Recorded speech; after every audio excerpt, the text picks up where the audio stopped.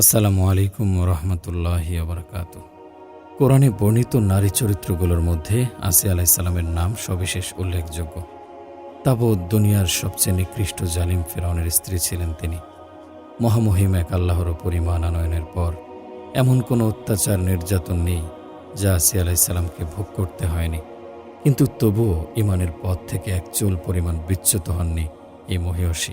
এই রমণী সাহসিকা যুগ থেকে যুগান্তরে মুসলিম নারীদের মনন এবং মনসে সাহস আর অনুপ্রেরণার বাতিঘর হয়ে থাকবেন।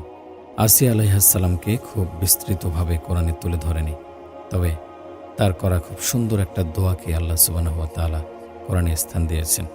দোয়াটাতে এত বেশি আবেগ আর ভালোবাসা মেশানো যে কোনো মুমিনের হৃদয় তাতে বিগলিত হতে বাধ্য। সূরা তাহরিমে আমরা সেই দোয়াটা দেখতে পাই।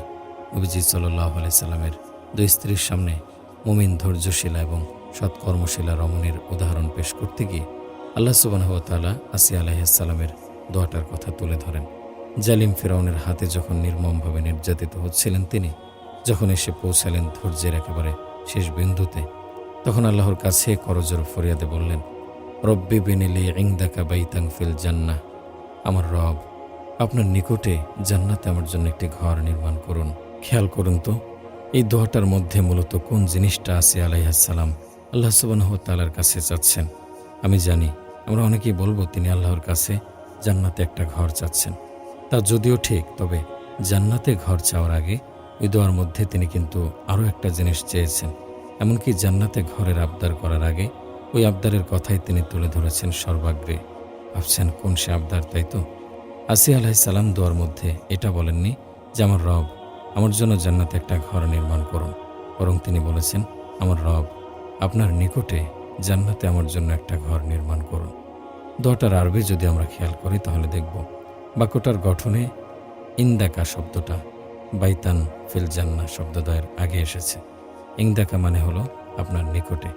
জান্নাতে একটা ঘর তো আসিয়া আলাইহিসসালামের লাগবেই, কিন্তু সেই ঘর জান্নাতের যেখানে সেখানে হলে চলবে না।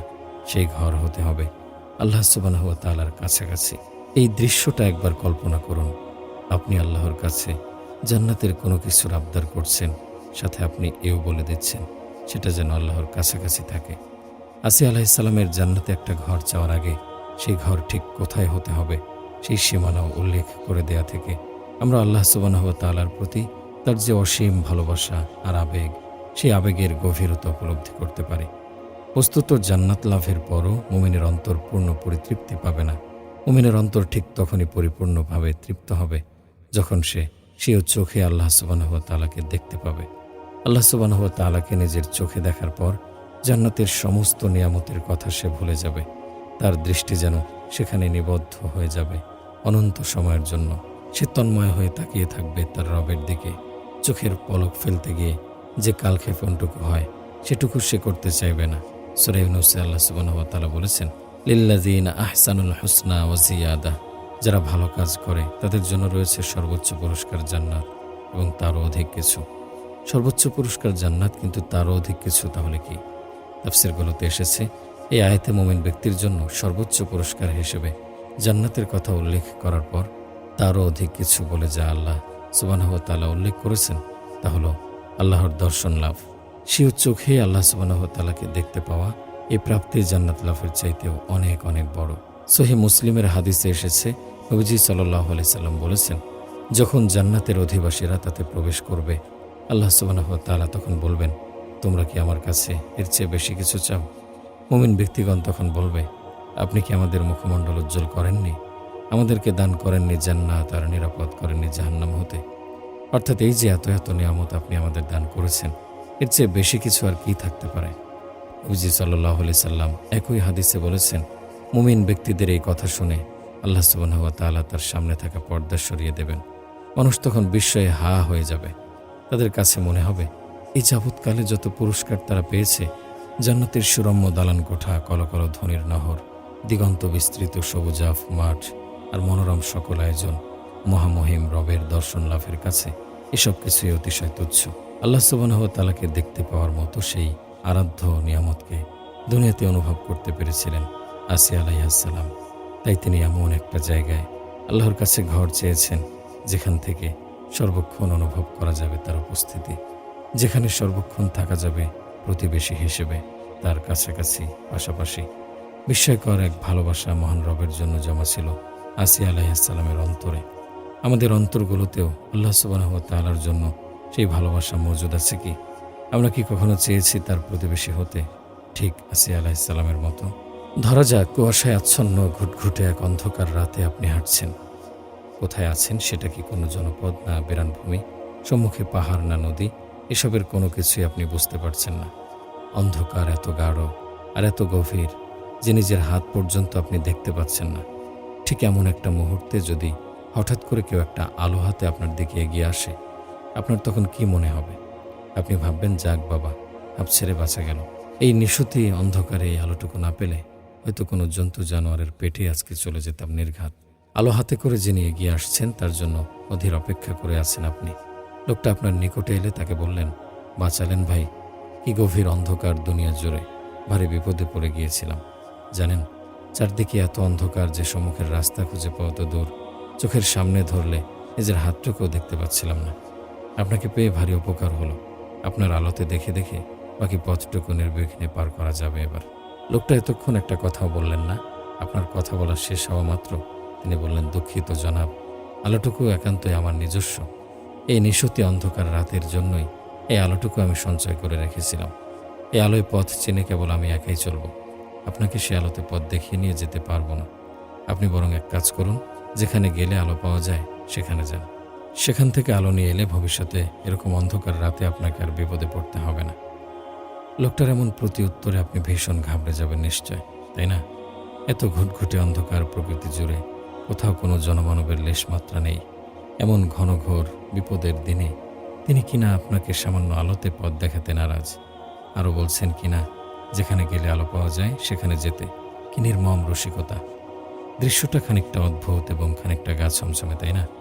সূরা আল হাদীদে আল্লাহ সুবহানাহু ওয়া তাআলা মুনাফিক এবং ঈমানদারদের পরকালীন ঠিক এমন একটা অবস্থার বর্ণনা দিচ্ছেন এভাবে, ইয়াউমা তারাল মুমিনিনা ওয়াল মুমিনাতি ইয়াসআ নূরুহুম বাইনা আইদিহিম ওয়া বিআইমানিহিম ইউশরাকুমুল ইয়াউমা জান্নাতুন তাজরি মিন তাহতিহাল আনহারু খালিদিনা ফিহা যালিকা হুয়াল ফাওজুল আযীম ইয়াউমা ইয়াকুলুল মুনাফিকুনা ওয়াল মুনাফিকাতু লিল্লাযীনা আমানু উনজুরুনা নাকতাবিস মিন নূরিকুম কিলা ইরজিউ ওয়ারাআকুম ফালতামিসু নূরান ফাদরিবা বাইনাহুম বিসুরিল লাহু বাব বাতিনুহু ফীহির রাহমাতু ওয়া যাহিরুহু মিন কিবালিহিল আযাব। সেদিন আপনি মুমিন পুরুষ ও মুমিন নারীদের দেখবেন, তাদের সামনেও তাদের ডানে ছুটতে থাকবে আলোর ফোয়ারা। তাদেরকে বলা হবে, আজ তোমাদের সুসংবাদ দেয়া হচ্ছে জান্নাতের, যার তলদেশ দিয়ে প্রবাহিত আছে ঝর্ণাধারা, এবং এতে তোমরা চিরকাল অবস্থান করবে। এটাই মহাসাফল্য। সেদিন মুনাফিক পুরুষ ও মুনাফিক নারীরা মুমিনদেরকে বলবে, তোমরা আমাদের জন্য একটু অপেক্ষা করো, যাতে আমরা তোমাদের প্রাপ্ত আলো থেকে অনেকটা ধার নিতে পারি। তাদেরকে বলা হবে, তোমরা বরং পেছনে ফিরে যাও এবং আলোর সন্ধান করো। অতঃপর উভয়ের মাঝে স্থাপিত হবে একটি প্রাচীর, যাতে থাকবে একটি দরজা। সেই প্রাচীরের ভেতরে থাকবে করুণা এবং বাহিরে থাকবে শাস্তি। কিয়ামতের মাঠে প্রত্যেকের অবস্থা যখন সুস্পষ্ট হয়ে যাবে, যখন নির্ধারিত হয়ে যাবে জান্নাত আর জাহান্নামের অধিবাসীদের ব্যাপার, তখন মুমিন নারী এবং পুরুষদের আল্লাহ সুবহানাহু ওয়া তাআলা নূর তথা আলো দান করবেন। তাফসীরে এসেছে, ওই সময় অন্ধকারাচ্ছন্ন করে দেওয়া হবে সবকিছু। সে অন্ধকার এত নিকষ, এত ঘন আর গাঢ় যে তার সাথে তুলনা চলে না কিছুর। এমন ঘন ঘোর অন্ধকারের দিনে আল্লাহ সুবহানাহু ওয়া তাআলার প্রিয় বান্দাদের তিনি দান করবেন এমন এক আলো, যা দিয়ে তারা পথ চিনে চলতে পারবে। সে আলো প্রকাশ পাবে তাদের সামনে থেকে এবং তাদের ডান পাশ থেকে। সে আলোয় পথ চিনে তারা পৌঁছে যাবে তাদের জন্য নির্ধারিত গন্তব্যে। কিন্তু দুনিয়ার মুনাফিকেরা, যারা দুনিয়ায় মুসলমান সেজেছিল কিন্তু মন প্রাণ থেকে আল্লাহকে কখনোই ভালোবাসেনি, যারা মুমিনদের সাথে বসবাস করেছে, সালাত পড়েছে, কোরআন পড়েছে, জিহাদ করেছে, কিন্তু এসবের কোনোটাতেই তারা অন্তর থেকে অংশগ্রহণ করেনি। মুসলমানদের ওপর যখন দুঃখ আর দুর্দশা আপতিত হয়েছে, তারা তখন মনে মনে খুশি হয়েছিল। তারা ভান করেছিল মুসলমান হওয়ার, কিন্তু সর্বদা কামনা করত ইসলামের পরাজয়। এই সমস্ত মানুষগুলোর জন্য সেদিন কোনো আলো বরাদ্দ থাকবে না। আল্লাহর কাছ হতে প্রাপ্ত আলোয় মুমিনেরা যখন পথ চলতে শুরু করবে, তখন মুনাফিকেরা তাদেরকে বলবে, একটু দাঁড়াও আমাদের জন্য, তোমাদের আলো থেকে যাতে আমরাও একটু ধার নিতে পারি। তাদের এই আবদারের জবাবে মুমিনেরা তাদের সেদিন কি উত্তর দেবে দেখুন, তোমরা বরং পেছনে ফিরে যাও এবং আলোর সন্ধান করো। তাফসিরে এসেছে পেছনে ফিরে যাও এবং আলোর সন্ধান করো বলে এখানে মূলত মুনাফিকদেরকে উপহাস করা হবে সেদিন। অর্থাৎ মুমিন বান্দারা সেদিন মুনাফিকদের বলবে, তোমরা বরং দুনিয়ায় ফেরত যাও, সেখানে গিয়ে আমাদের মতো আমল করো, ভালো কাজ করো, আল্লাহর নির্দেশ মোতাবেক জীবন পরিচালনা করো, তাহলে তোমরা আলো পাবে। এটা যে অসম্ভব কাজ তা আল্লাহর মুমিন বান্দারা জানে, কিন্তু মুনাফিকদের সেদিন এত দুর্গতি আর দুর্দশা হবে যে তারা সেদিন হয়ে উঠবে উপহাসের পাত্র। তাদের দ্বারা যে আর দুনিয়ার জীবনে ফেরত আসা সম্ভব নয়, দ্বিতীয় কোনো জীবনের অবকাশ যে তাদের জন্য আর বরাদ্দ নেই, একথা সকলেই খুব ভালো মতন জানে। কিন্তু এই উপহাস তাদের প্রতি ফেরত দিয়ে মুমিন বান্দারা তাদের বোঝাবে যে আজকের এই আলোটুকুর জন্য যখন দুনিয়ায় আমরা সংগ্রাম করছিলাম, যখন আমরা দুনিয়ার উপরে প্রাধান্য দিয়েছিলাম আল্লাহ সুবহানাহু ওয়া তাআলা এবং তার রাসূলের দিনকে, যখন কোরআন আর সুন্নাহর রঙে আমরা রাঙিয়ে নিচ্ছিলাম আমাদের জীবন, তখন তোমরা আমাদের দেখে হাসতে, আমাদেরকে নিয়ে উপহাস করতে, আমাদের দুঃখ আর দুর্দশা দেখে তোমরা আনন্দ পেতে। আজকের এই যে আলো, এই আলোর দুনিয়ায় আমাদের সেই ত্যাগ, সেই সংগ্রাম আর সেই ধৈর্যের ফল, এটা একেবারে আমাদের নিজস্ব। কেন আজ তা থেকে তোমাদের ভাগ দেব?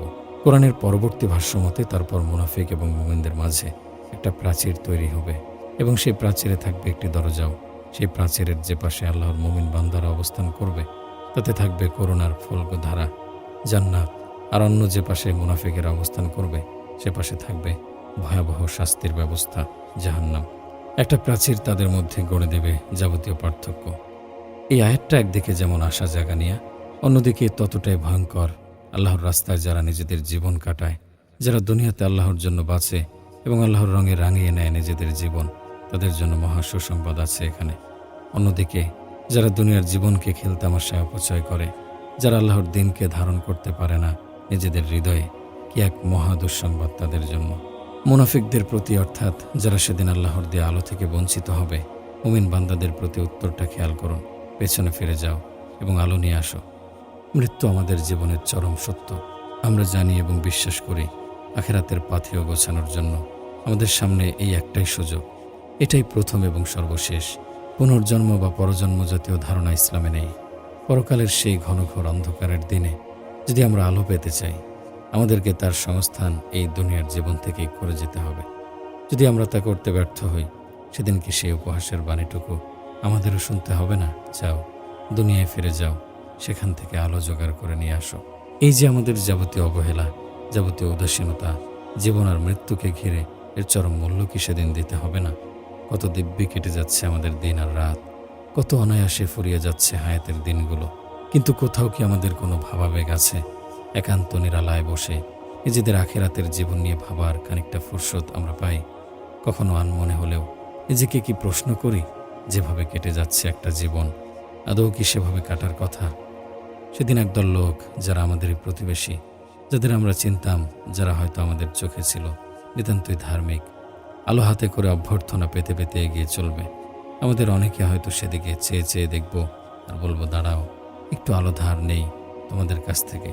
কিন্তু সেদিন তো কাউকে কোনো কিছু ধার দেওয়ার দিন নয়, সেদিন শুধুই উদযাপন আর পরিতাপের দিন। হয় বাঁচো নয় মরো। একদল আলো পেয়ে উদযাপন করবে, অন্য দল আলো না পেয়ে অন্ধকারের তলে মিলিয়ে গিয়ে পরিতাপ করবে। চলুন বসে ভাবি, কোন পথে চলেছে আমাদের জীবন, আলো না অন্ধকারে?